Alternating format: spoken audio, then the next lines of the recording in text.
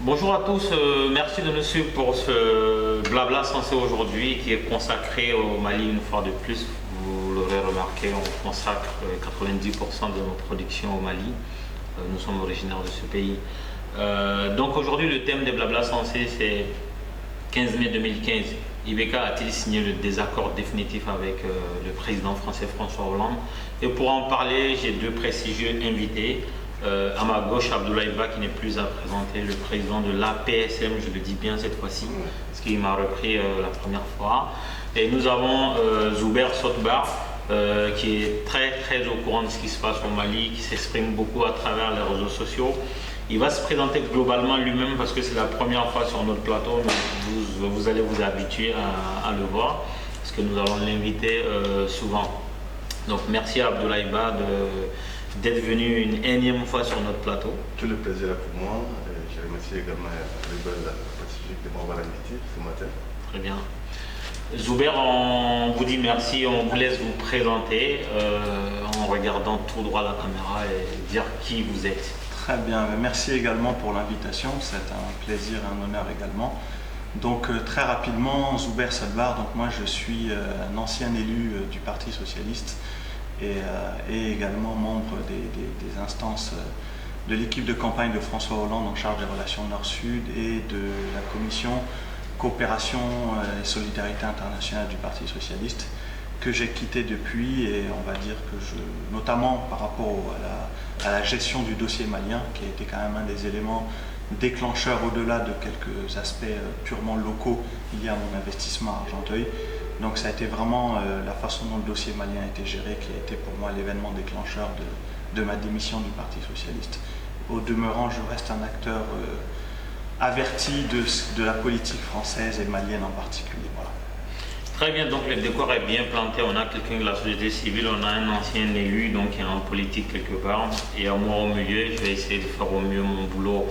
Et on va commencer par ma droite, par le tout nouveau sur notre plateau. Quelle lecture vous avez eue de l'organisation, de la présentation du 15 mai et donc de la grande cérémonie de signature de l'accord de paix? Mais déjà, ce qui m'a étonné, c'est le manque l'absence, on va dire, d'un certain nombre de chefs d'État. On se souvient de l'intronisation du président malien Ibeka à l'issue des élections de 2013, où on a eu un round de chefs d'État de tous les pays, avec le roi du Maroc, etc. Et là, on a vu déjà qu'il y avait une absence de marque, c'est celle de la France. Le Sénégal également était absent. Disons, ce qui ressortait, c'est que déjà, contrairement à ce qui a été dit, faut quand même reconnaître que ça traduit un certain isolement diplomatique du Mali, même s'il faut le relativiser par rapport à la présence d'autres chefs d'État, mais ça reste quand même, pour moi, un signal qui marque en tout cas que, diplomatiquement parlant, le Mali n'a pas été au rendez-vous de mon point de vue. Très bien, Abdoulaye Ba, lui Zouber parle d'isolement diplomatique du Mali. Vous, quelle analyse vous faites de cette cérémonie-là? Bon, moi, la première analyse que j'ai faite de cette cérémonie, ça c'est un point de vue personnel, ça n'engage pas la PSM.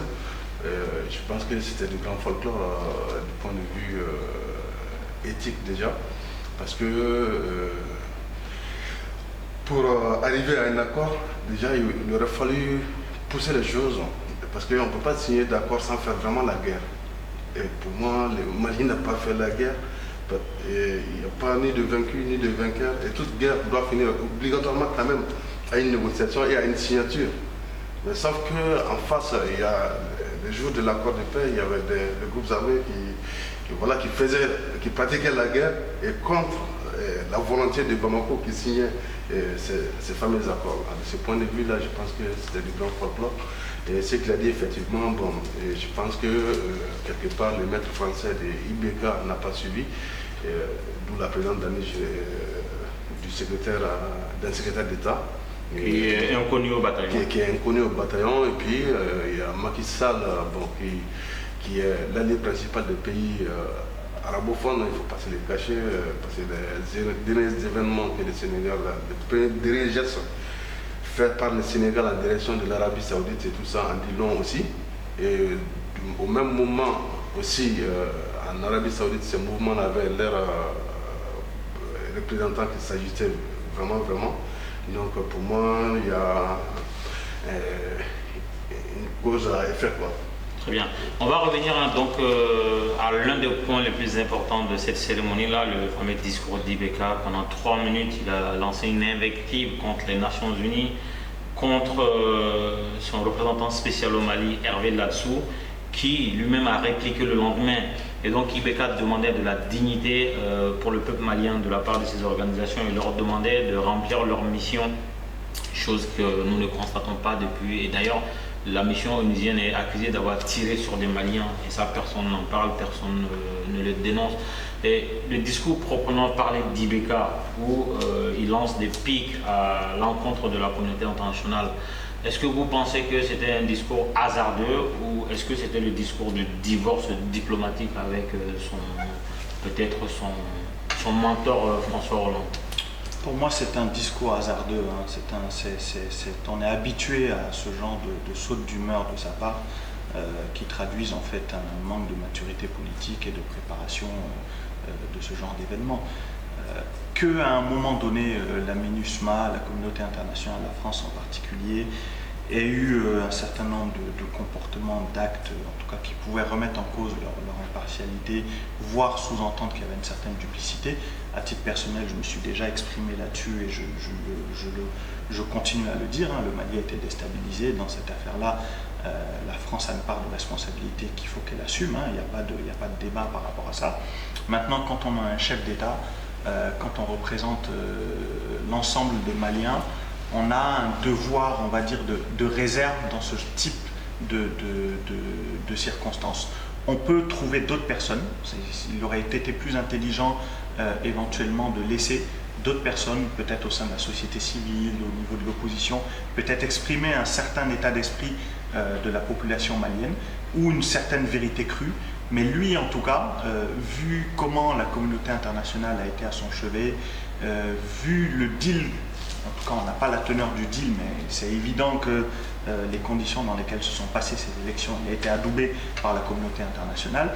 Il n'a pas été adoubé sur des bases bidons, il sait très bien quel était l'agenda de la communauté internationale. Donc il ne peut pas aujourd'hui vouloir prendre la population malienne en otage et faire fi de la réalité du terrain et de ce qui se passe dans le Nord. Il connaît très bien la réalité, il connaît le contenu de cet accord, c'est une partition de fait du Mali. Bon ben voilà, dont acte, il a accepté ça.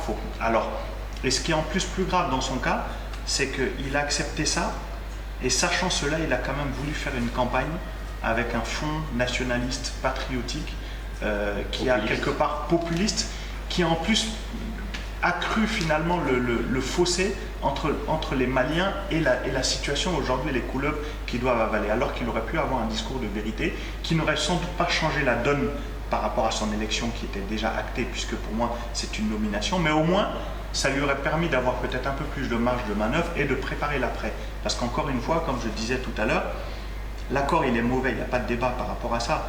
Un accord ne fait pas une paix. La paix elle se construit au-delà de l'accord. Maintenant, on ne voit pas de stratégie de la part de l'État malien pour dire voilà, quelle est la stratégie aujourd'hui de paix dans le nord du Mali, quelle est la stratégie de reconquête réelle du nord du Mali, militairement, mais pas que militairement, politiquement aussi. Or aujourd'hui, on n'a aucune visibilité, on a l'impression qu'on a un État qui fonctionne sans vision, au saut d'humeur d'un chef d'État qui est un peu dépassé par les événements, il faut le dire. Alors Abdoulaye Ba, le discours d'Ibeka, vous l'avez vu à leur thème comme moi, est-ce que vous pensez qu'il y aura un avant et un après discours d'Ibeka lors du 15 mai à la cérémonie au CICB? Bon, moi je pense que son discours, comme le disait tantôt Zuber, son discours était purement opportuniste. Mais il faut placer les choses dans un certain contexte, dans la mesure où au mois du 15 mai, beaucoup de Maliens, 77% des votants qui ont voté pour lui, se posaient déjà la question suivante, est-ce que j'ai fait le bon choix en votant pour Ibeka? Donc du moment où les Maliens à 90% soutiennent vraiment l'indivisibilité du Mali, il fallait qu'Ibeka envoie un signal à ces 90% des Maliens qui s'activent sur les réseaux sociaux pour un Mali indivisible. Donc je pense qu'il a utilisé les 15 mai comme un tremplin pour s'adresser à ces gens-là, et quitte à dire de mettre l'aménagement et autres sur son dos. Mais il y aura un après, effectivement, parce qu'on connaît les entrées et les sorties de IBK à la Fondation Jean Jaurès ici, sa présence au sein de l'International Socialiste et tout ça. Donc je pense que c'était purement opportuniste et non autre chose. Et dans le fond, aujourd'hui, l'accord doit être mis en application, les partis doivent se retrouver à Bamako pour la mise en route de cet accord. Mais sur le terrain, que ce soit militaire, que ce soit humanitaire, les réfugiés continuent à partir dans les pays voisins encore et encore et encore. Et ces réfugiés-là, on n'en parle pas. Et pourtant, ce sont des Maliens aussi.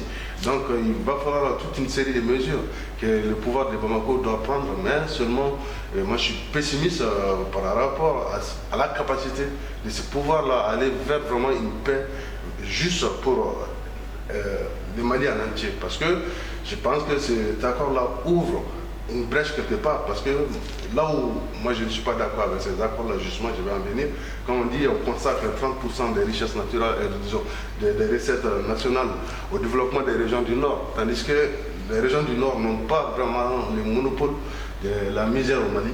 Et je pense quelque part les Caïsiens doivent se poser la question, parce que les 80% des richesses nationales viennent de notre sous-sol. Donc de ce point de vue-là, est-ce que ce ne serait pas légitime pour ces gens de la région de Caille aussi de dire, bon, nous voulons que voilà, les 80% qui sortent de notre sous-sol, sur les 80%, 60% soient investis chez nous. Parce que moi je suis de cette région, il y a au moins 6 mines industrielles, donc je ne conçois pas que 30% de tout l'effort collectif du Mali soit investi dans le Nord. Donc est-ce qu'il nous a constaté, nous, Caïdiens, qui sommes détenteurs d'une richesse? Non. Donc de ce point de vue-là, il n'y a pas eu toutes ces préparations-là. Et ce pouvoir serait incapable de mettre en œuvre cet accord-là parce que tout simplement, on ne peut pas s'appuyer. C'est vrai, sur les réseaux sociaux, on voit plein de pro-gacha et autres. On ne peut pas s'appuyer aussi sur des milices ou sur des groupes d'autodéfense, quoi que ce soit, parce que la défense de l'intégrité du territoire, c'est un rôle régalien de l'État.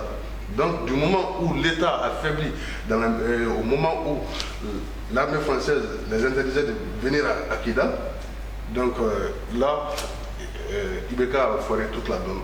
Donc de ce point de vue-là, tout ce qu'il a dit comme discours, pour moi, c'était que bavardage et démagogique à la limite, mais vraiment opportuniste, c'était de l'opportunité politique. Pour revenir à un point que Joubert a soulevé, le fait que l'absence de François Hollande et d'un certain Macky Sall est un signe annonciateur de quelque chose. On connaît la dépendance géopolitique, géostratégique du Mali vis-à-vis de la France. Est-ce que là, tout de suite, vous êtes en mesure de nous dire que la France a boycotté, la France n'a pas intérêt, parce qu'on dit toujours que la France est au Mali pour défendre ses propres intérêts. Est-ce que la France a intérêt à ce que la paix revienne au Mali quand on regarde tout ce qui se fait et aussi le fait que cette même paix dépend de la France et qu'elle ne fait pas le nécessaire? Moi, je pense honnêtement, je peux me tromper, hein. Je pense honnêtement quand même que globalement, la France n'a pas intérêt à ce que la situation dégénère au Mali. Après... Non, la question, c'était pas qu'elle a intérêt à ce que la situation reste telle qu'elle est, mais est-ce qu'elle a intérêt à ce que le Mali retrouve la paix, l'intégrité territoriale? Je pense qu'il y a un intérêt. En fait, mais après, c'est un avis personnel, hein. Il faut bien comprendre la lecture des événements. Bon, d'abord, le problème du nord du Mali ne date pas d'aujourd'hui. Pour moi, d'ailleurs, c'est pas un problème nouveau, mais la vraie raison de ce problème, c'est qu'à un moment donné, on en parlait tout à l'heure de façon informelle, on a eu un premier président de la République du Mali au Mali qui s'appelait Modibo Keïta. Modibo Keïta avait instauré une règle très simple qui est qu'un fonctionnaire n'exerce pas dans sa région d'origine nécessairement. Il est à la disposition de l'État, donc on fait tourner les fonctionnaires sur l'ensemble du territoire d'un pays. À partir du moment où on fixe cette règle-là et qu'elle a été plus ou moins abandonnée pour des faits de corruption sous le régime de Moussa, parce qu'à partir du moment où les fonctionnaires avaient la possibilité, moyennant un peu de bakchiche, de rester dans leur région, de choisir des régions parce qu'il y avait tel, les douaniers choisissaient, etc., on a complètement brouillé le jeu. Or, aujourd'hui, on paye cette conséquence-là. Et on l'a même institutionnalisé avec les accords d'Alger, où on a permis finalement, on a réintégré des forces rebelles et on leur a permis de mettre en place carrément des patrouilles de sécurisation de leur territoire. Au lieu de se dire, mais finalement, des rebelles qui ont intégré, quand il y a une guerre, il y a une paix, il y a forcément des jugements, il y a une réintégration de rebelles dans l'armée, ça se fait dans tous les pays du monde, il n'y a pas de débat par rapport à ça, mais ces rebelles-là, il aurait fallu les amener à Ségou, à Caille, à Sikasso, mais certainement pas les laisser dans la région du Nord. Et il fallait faire en sorte que ce soit des fonctionnaires militaires plutôt du Sud qui soient redéployés dans le Nord pour créer justement cette unité nationale. Parce qu'encore une fois, on a un pays qui est très jeune, le sentiment d'unité nationale ne se crée pas du jour au lendemain et il faut faire très attention aux velléités régionalistes de part et d'autre. Parce que même quand on discutait de ces 30% d'utilisation de l'argent du budget, bon, je pense qu'il faut aussi relativiser. Je pense qu'en réalité, il faut condamner plutôt le principe que le montant. Et même ce principe-là, en tant que tel, il n'est pas mauvais. Vous savez, en France, on a ce qu'on appelle le principe de péréquation. Qui est quoi? Qui est qu'à un moment donné, on a un paquet commun dans lequel il y a de l'argent des impôts locaux de différentes collectivités, d'impôts nationaux qui est mis à disposition d'un impôt commun et qui est réparti en fonction des priorités. Ça veut dire que ce n'est pas parce que dans un même département, je vais avoir Neuilly qui peut être très riche et je peux avoir une ville qui est moins riche.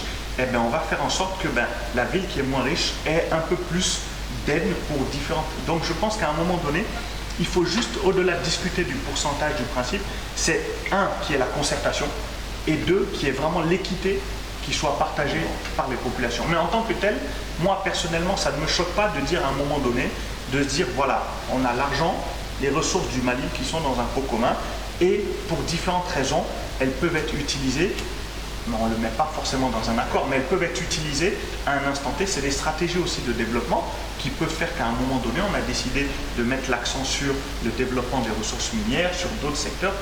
Ça ne me choque pas par rapport à ça. Maintenant, pour revenir au cas de la France en particulier, moi je pense aussi qu'il faut faire très attention. Le Mali a été victime d'une déstabilisation par rapport à la Libye. Le Mali a été victime d'une déstabilisation par rapport à une relation particulière entre Kadhafi et ATT, il faut le rappeler, et que Ibeka était déjà le candidat de la droite. Ça, on ne le dit pas assez, parce que j'entends beaucoup Ibeka, candidat, ancien vice-président de l'Internationale socialiste, etc. Je suis bien placé pour savoir qu'Ibeka a été soutenu par le Parti socialiste, mais je peux vous assurer que le choix n'était pas aussi évident. Il y avait d'autres personnes au sein de l'équipe de campagne de Hollande qui avaient d'autres choix. Ça, c'est de 1. Et de 2, Ibeka était déjà le candidat de la France avant même que Hollande n'arrive au pouvoir. Et ça, c'est quelque chose dont on oublie de parler, mais déjà, Sarkozy soutenait Ibeka pour les raisons justement de l'affaire Komi. Parce qu'il cherchait à mettre quelqu'un qui tenait via des réseaux france-africains mafieux pour pouvoir avoir quelqu'un de fragile à la tête de l'État malien. Ça, c'est quelque chose qu'on ne dit pas assez. Ça, c'est une révélation. Donc, Ibeka était déjà le candidat de la France sous Sarko, plus par opposition à ATT que par adhésion. Parce qu'en fait, Sarkozy avait un conflit, un compte à régler avec ATT par rapport à son soutien avec Kadhafi. Le Mali a été déstabilisé, c'est une conséquence directe de la Libye, même s'il y avait des problèmes de fond au sud et au nord. Ça arrangeait bien tout le monde. Et souvenez-vous même du rôle d'un certain Laurent Bigot, qui était à l'époque sous-secrétaire au Quai d'Orsay sur les relations africaines. Imaginez-vous un haut fonctionnaire français qui pouvait dire haut et fort un certain nombre de révélations sur le fait que l'élection d'Ibeka avait été volée et que Ibeka devait gagner l'élection, Ibeka devait être le président. Enfin, vous vous doutez bien qu'à ce niveau de responsabilité dans une administration, on ne fait pas ce genre de révélation en étant en fonction sans avoir l'aval des plus hautes autorités de l'État français. Donc tout ça, c'était dans une logique de préparation des esprits, d'une certaine manière, une forme de revanche pour installer Ibeka au pouvoir. Et ça, c'est un fait. Maintenant, la gauche est arrivée, le PS est arrivé, c'est un effet d'aubaine, mais que voulez-vous? Vous avez un candidat qui est ancien membre de l'Internationale socialiste, dont le parti est membre de l'Internationale socialiste. Pour le Parti socialiste, c'est même une aubaine pour dire, bon ben voilà, on va faire du Mali le pays de l'exemple du renouveau de la politique africaine de la France. Manque de peau, ils se sont trompés de candidat parce que, et pourtant on était un certain nombre à leur dire c'est pas le bon choix, c'est pas le bon candidat. Malheureusement, il avait un soutien très fort et son plus gros soutien au sein du Parti socialiste, il faut le savoir, c'était Manuel Valls, qui était même reçu régulièrement chez Ibeka quand il passait en tant que député en visite au Mali. Abdoulaye Ba, je crois que vous voulez réagir. Ouais, bon, moi je pense que dans mes propos de 30% et tout ça, c'est le principe qui est là. Mais je pense que dans les temps, lors d'une conférence de débat organisée par la PSM, nous avons pointé du doigt la faiblesse de la décentralisation au Mali. Et si la décentralisation était vraiment poussée à fond, parce que la décentralisation au Mali, c'est une coquille vide. On a transféré les compétences aux collectivités. Par contre, derrière, il n'y a pas de moyens. Donc, ce qui fait que les collectivités territoriales au Mali se retrouvent sans recettes quasiment. Et le peu de recettes qu'ils ont, c'est les salins là, qui les récupèrent s'il n'y a pas les mines. C'est les salins qui récupèrent sur le marché ou autre. Donc, pour nous, si la décentralisation était proposée, pourquoi ne pas mettre dans une caisse commune ces recettes-là et puis faire face au développement du pays tout entier. Mais pour arriver à cela, il va falloir aussi donner des gages de bonne gouvernance, ce qui n'existe pas au Mali. Tout à fait. Donc, d'où toute la question de notre opposition à cette répartition budgétaire sur le territoire. Surtout que dans les faits, le Nord n'a pas manqué d'argent. Voilà, il y a beaucoup d'argent qui a été envoyé. Les plus gros détournements au Mali ont été faits par les dirigeants maliens en complicité avec les chefs tribaux du Nord. Pour payer la paix, payer le silence, donc ils ont détourné tout ce qui a été investi à travers, entre guillemets, les ONG. Quelqu'un comme Aguerlaf, il doit rendre des comptes aujourd'hui. Voilà, donc la raison pour laquelle nous, quand on s'est créé en 2012, la PSM, c'est une jeune formation, on a dans nos écrits, c'est encore visible sur les réseaux sociaux et autres, et on avait exigé une concertation nationale pour aider le problème du Nord, et puis accompagné d'un audit national de la démocratie malienne, de 20 ans de démocratie. Donc peut-être on allait trouver, si on faisait cet audit-là, Ibeka ne serait pas président aujourd'hui parce qu'il est comptable des 20 ans de démocratie. Soumaïla Cissé ne pourrait pas être candidat. Moulo Sylvie ne pouvait pas être candidat. Mais seulement la société civile malienne. En gros, il n'y a plus de candidats. Voilà, la société civile malienne a été. Voilà. Il serait resté hier à Samaké. A été faible. À Guibou. Mais ça, pour revenir. Même s'ils n'ont pas d'expérience, voilà. Moi j'aurais voulu avoir un Omar Mariko, par exemple, qui n'a jamais été au pouvoir. Chaque mois, c'est souvent, il y a des hommes internes qui restent encore au Mali, qui n'ont jamais trempé dans les histoires de détournement de fonds. Mais seulement l'audit allait permettre de situer les responsabilités. Mais pour revenir au problème. Oui, mais ils ont été quand même. Omar Mariko, c'est pas aussi simple que ça. Le premier mandat d'ATT, il était dans la cogestion ATT. Non, chaque fois Sissoko était ministre de la Culture. Pourquoi qu'il arrive Omar Mariko aujourd'hui dans la mouvance présidentielle? Aujourd'hui, Omar Mariko, c'est avocat. Donc, il est sur 3 ans, il est cogétionnaire quand même Et même le premier mandat d'ATT. Pour revenir à notre débat, la question est pour vous, Abdoulaye Ba. On sait que ces derniers temps, l'affaire Tomi existait avant l'arrivée d'Ibeka au pouvoir et elle existe toujours.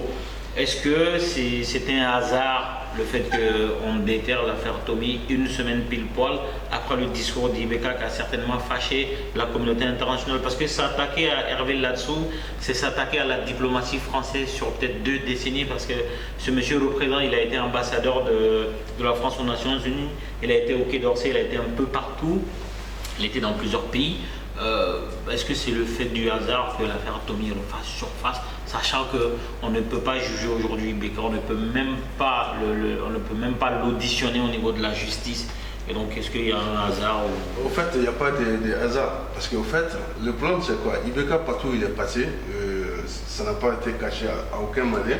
Quand tu prends son premier passage à la primature du Mali, le gars, il a fait voter des lois pour se servir royalement, pour se remplir les poches royalement.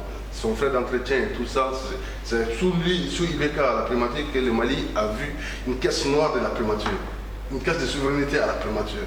Et quand il était président de l'Assemblée nationale, qu'est-ce qu'il a fait? Le traitement des députés. Qu'est-ce qui était vidé avant la fin de l'année? Voilà, les caisses étaient vidées. Rallonge sur le budget. Donc, sur le plan de corruption institutionnalisée, lui, au fait, on ne peut pas l'accuser d'avoir volé, parce qu'il a fait voter des lois pour voler le peuple malien. Donc, il fallait quelque chose de lourd pour le tenir en laisse. Parce que nous savons aussi comment nos chefs d'État sont élus et autres, c'est d'autres réseaux mafieux, franc-maçonniques et autres qui les mettent en place, au fait, aussi. Donc, qui fait un lien entre notre président et le truc et la mafia corse, donc, peut peut-être créer des soulèvements au sein de la population, voilà, en disant, bon, nous avons d'autres choses si tu ne te calmes pas, nous allons sortir les plus gros. Peut-être, nous avons vu qu'une petite partie de l'affaire Tommy. Parce que moi, je sais, il y a 2 ans, j'ai été déposer une demande de manifestation à la préfecture. À la sortie, il y avait un RG qui m'attendait pour me poser des questions si je connaissais Tommy Michel. Il y a 2 ans de ça déjà. Donc, voilà. Donc, c'est le plus petit. Donc, il n'y a pas de hasard. Il n'y a pas de hasard. Donc, vous pensez que ça répond plutôt à un calendrier diplomatique? Ça répond à un chronogramme d'activité contre le Mali, au fait. Très bien. Parce que le président du UBK, tout le monde sait, sous ATT, quand il était président de l'Assemblée nationale. Le moment où les autres pays, à l'image du Sénégal et la Côte d'Ivoire, signaient la charte de rapatriement des clandestins, et qui s'est opposé, c'était IBK. Sous ATT, quand il était président de l'Assemblée nationale, en disant à IBK, si tu pars ce dossier, l'image fait sortir les gens dans la rue. Donc il y a toutes ces choses-là qui sont là. Mais quelles étaient ces raisons? Ces raisons étaient une raison populiste, parce que IBK pensait qu'il faut que, dans sa tête à lui, chaque fois qu'il a l'occasion, il faut que je pose des actes pour être vu comme les Mandé Massa aux yeux du peuple malien. Pour revenir à Zuber, est-ce que vous pensez que les révélations par rapport à la Tommy sur le compte d'IBK sont juste le fait du hasard des calendriers ou quelque chose de paramétré? Non, il n'y a pas de hasard, c'est clairement une menace et ce n'est que la partie visible de l'iceberg. Hein. Vous vous doutez bien que quand on sort des révélations sur des enregistrements téléphoniques d'une telle précision, ça veut dire qu'ils ont bien d'autres conversations bien plus compromettantes et que là c'est juste on sort quelques petites bribes pour menacer et puis c'est clairement un message clair pour lui dire attention, la prochaine fois on va tout sortir. Maintenant il faut bien savoir qui est Michel Tommy. Quand vous regardez vous pouvez taper sur internet d'ailleurs, renseignez-vous sur les liens avec Michel Tommy, vous allez voir le côté effectivement mafia corse, mais vous apprendrez aussi que Michel Tommy a un frère qui est dans la police, qui doit être commissaire, en tout cas qui est très gradé dans la police, et vous apprendrez que Michel Tommy a un frère, notamment, ce frère-là lui-même connaît l'ancien responsable des renseignements généraux français. Donc vous comprendrez que ce genre de personnage n'est pas un personnage anodin, c'est le genre de personne qu'on envoie volontairement corrompre un certain nombre de chefs d'État africains pour mieux les tenir. Donc c'est pour ça que Tommy, le jour où on me dit que Tommy va tomber, j'attends de voir, Tommy ne tombera pas, parce que ce gars-là rend indirectement des services non estimables à la France pour justement tenir un certain nombre de chefs d'État africains. C'est évident. Donc voilà, il n'y a pas de... Par contre, ceci étant, ça révèle quand même un certain trait de caractère de IBK qu'on connaît déjà. Hein. Il a un goût du luxe démesuré, il a un goût de l'illusion du pouvoir. Et à un moment donné... Par contre, je ne suis pas aussi optimiste que vous sur le fait que ça ne le rattrape pas. Je pense qu'à un moment donné, vous savez, quand la justice s'emballe, à voir. Surtout que moi, je pense que IBK va certainement amener le Mali à un moment donné ou à un autre, il va amener le Mali dans la situation de la Côte d'Ivoire. C'est-à-dire qu'on va avoir un blé goudé malien qui va apparaître. D'ailleurs, on voit un certain nombre d'associations patriotiques qui se mettent en place, qui vont commencer à véhiculer des messages anti-français pour prendre en otage le peuple malien et que ça va finir en scénario Gbagbo-Ouattara, c'est-à-dire qu'IBK va vouloir se représenter aux élections et que de toute façon on va lui dire non et il y aura une contestation et puis il sera mis de côté à la fin de son mandat, c'est évident. J'en suis quasiment persuadé. Est-ce que vous conseillez IBK de retirer le Mali des pays membres de la Cour pénale internationale? Je sais que l'Union africaine globalement a fait la demande, mais ceci étant, ça ne changera rien parce qu'ils ont des moyens de pression tels qu'à un moment donné, s'ils veulent l'avoir, ils l'auront. Et puis, vu son âge, je pense que l'enjeu n'est pas là. Maintenant, pour revenir à la relation entre la France et le Mali, je pense qu'il ne faut quand même pas négliger une chose, c'est que le plus important, c'est la relation entre les peuples, c'est pas la relation entre les chefs d'État. Et nous en sommes la parfaite illustration, puisque nous sommes un certain nombre à être binationaux, et c'est à nous finalement demain de réécrire cette relation franco-malienne. Je vous avais déjà posé la question, je vous repose une autre question, cette fois-ci à 15 secondes. Est-ce que IBK, le 15 mai, a signé le désaccord définitif avec son ami, entre guillemets, François Hollande? Moi, je pense qu'il n'a pas signé un désaccord définitif. Seulement, comme je disais, c'est un coup de du populisme, d'opportunisme. Et pour se dire le peuple malien qui se pose la question, est-ce qu'ils ne se sont pas trompés de leur bulletin de vote? Donc, à 15 secondes. Voilà, de ce point de vue-là, c'est pas désaccord. Mais 15 secondes, est-ce que IBK a signé le désaccord définitif avec Hollande le 15 mai? En politique, il n'y a jamais de désaccord définitif, ça c'est le premier point. Le deuxième point, c'est que je pense qu'au-delà du désaccord, il y a une vraie déception de la part des autorités françaises vis-à-vis d'IBK. Ça par contre, je ne pense pas que ça va se reconstruire sur le mandat ni même plus tard. La déception est là, il y a quelque chose qui s'est cassé, ils ont cru beaucoup en lui, et là maintenant clairement... Et les excuses d'IBK, je crois que c'était hier ou avant-hier, hein, par rapport à l'aménagement qui rétablissait le rôle de l'aménagement. C'est-à-dire que l'aménagement elle-même a une communication à faire, mais IBK disait que l'aménagement n'était pas là pour combattre les groupes armés. On est dans du grand IBK, quoi, c'est-à-dire de la fanfaronnade non contrôlée qui va dans tous les sens, c'est du populisme, on amuse à la galerie. Bon, voilà, moi je pensais que c'était un roi, je ne pensais pas que c'était un amuseur. Je pense que je vais dans le même sens que lui, parce que l'homme, c'est ce qu'il a fait depuis que je le connais, depuis 1994, voilà, c'est lui qui nous a brisé dans l'AIM. Et donc chaque fois qu'il y a des enjeux, il sort, il amuse la galerie, et puis après il essaie de raccoler les morceaux et tout ça, quoi. Très bien, cette émission va arriver à sa fin. Juste avant de terminer, déjà je dis bonjour aux gens de Bla, de la ville de Bla qui nous regardent, aux gens de mon village et tous les villages environnants. Je crois que vous avez déjà été à Bla, en tout cas vous m'avez déjà parlé de Bla. Tout à fait.